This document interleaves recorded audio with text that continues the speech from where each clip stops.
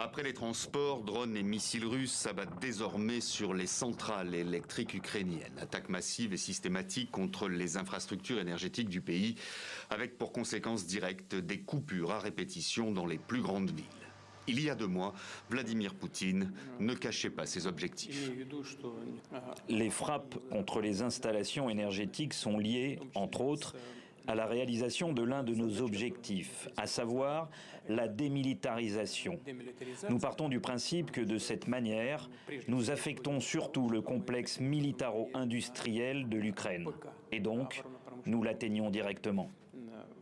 Une centrale électrique endommagée, c'est fort logiquement plus d'électricité, mais aussi plus de chauffage, ni d'eau courante. À ce rythme, les destructions pourraient provoquer une crise particulièrement grave dès l'hiver prochain, d'autant que les travaux de reconstruction sont particulièrement longs et coûteux. Selon Kiev, la moitié de la capacité de production aurait été détruite depuis le début de la guerre.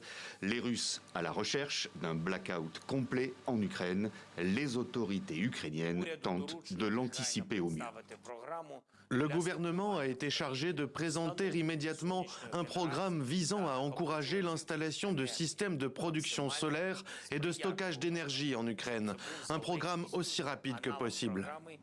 Avec pour objectif de multiplier les petites centrales réparties par centaines sur l'ensemble du territoire pour moins dépendre des grosses infrastructures énergétiques vulnérables en cas d'attaque. La priorité, équiper les hôpitaux et les écoles de panneaux solaires. Les panneaux solaires peuvent nous sauver, en particulier pour les infrastructures critiques. Quand vous avez besoin de communiquer et de charger les batteries, cette électricité va pouvoir nous aider. C'est ce qui s'est passé en décembre 2022.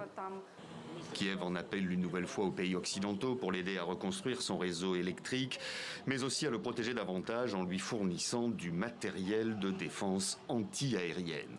En attendant, l'armée ukrainienne riposte en s'attaquant à coups de drone à des réservoirs d'hydrocarbures situés sur le sol russe.